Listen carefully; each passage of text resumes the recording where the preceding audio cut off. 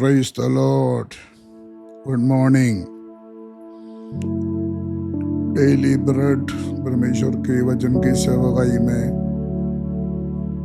आप सबको खुदावंद प्रभु यीशु मसीह के पवित्र नाम में जय मसीह की। खुदा एक अच्छा दिन हमारे जीवन में दिया है, इसलिए हम परमेश्वर को धन्यवाद करते हुए प्रभु का वचन सुनने के लिए हम अपने आप को तैयार करें।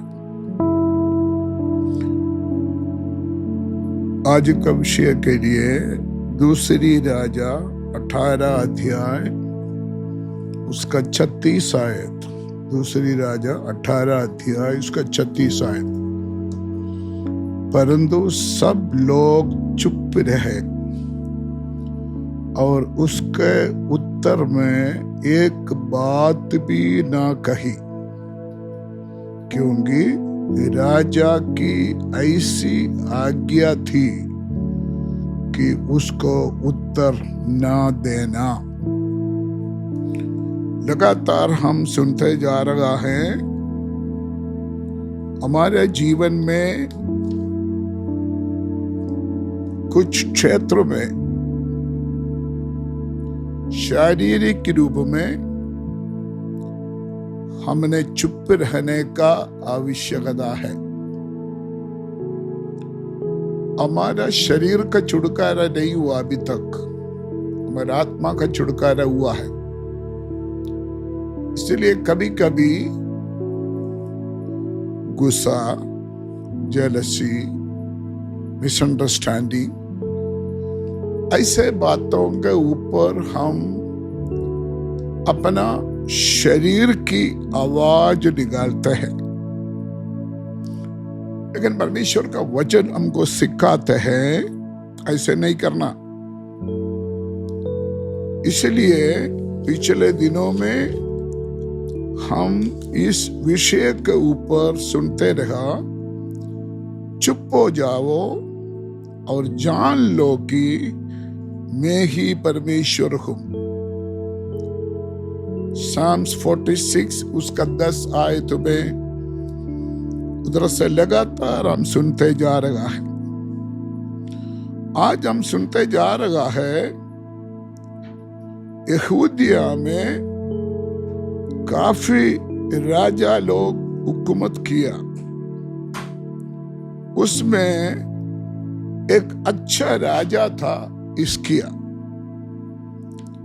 बाकी काफी राजाओं का विवरण बाइबल में ज्यादा नहीं दिखाई देते, लेकिन हिजकिय्याह के बारे में काफी विस्तार से दिया हुआ है, क्योंकि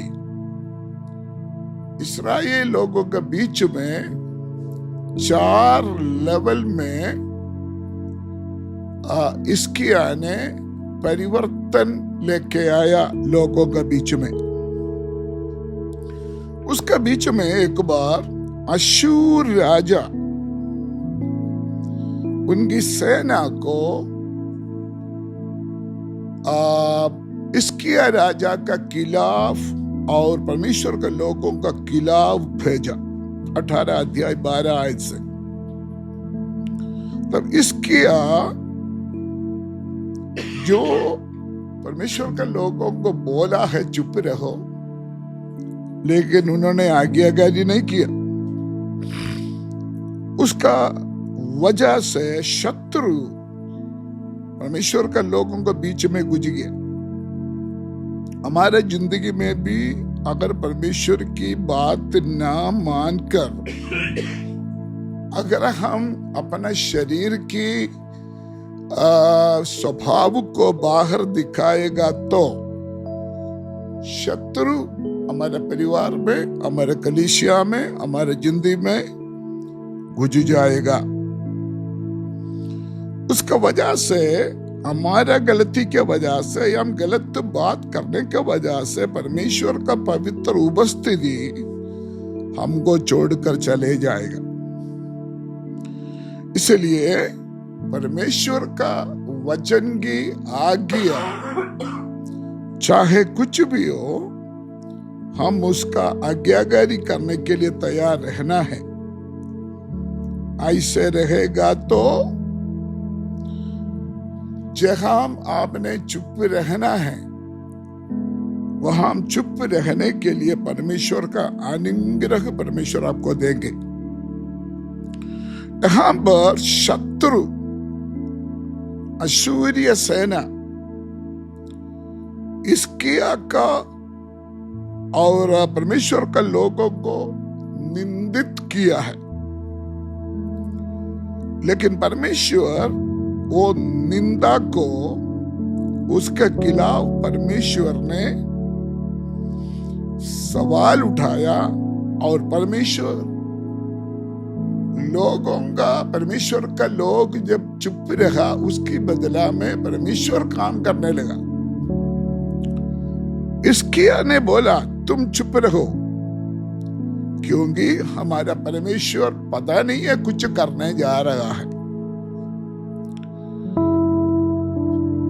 हम चुप रहेगा तो परमेश्वर जरूर हमारे लिए काम करेगा। क्या काम किया हम सब जानते हैं। एक ही रात अशूर राजा का कैंपस में 1,85,000 लोग मारा गया है। आपको मालूम है पूरा इस्राएल कोशिश करेगा तो इतना शत्रुओं को नाश नहीं कर सकता। इसी तरह परमेश्वर जो बोलते हैं हम मानेगा तो हम जितना सोचते हैं उससे बढ़कर परमेश्वर हमारे लिए काम करेगा। चाहे हमारा शत्रु कितना ज्यादा हो, कितना बलवान हो, हमारा परमेश्वर के सामने कुछ भी नहीं है। आज मैं प्रभु का वचन के आधार पर परमेश्वर की आत्मा की अगुवाई से आपको ये संदेश देना चाहते हैं। आपका रिलेटिव्स में, आपका रिश्तेदारी में, आपका पड़ोसी में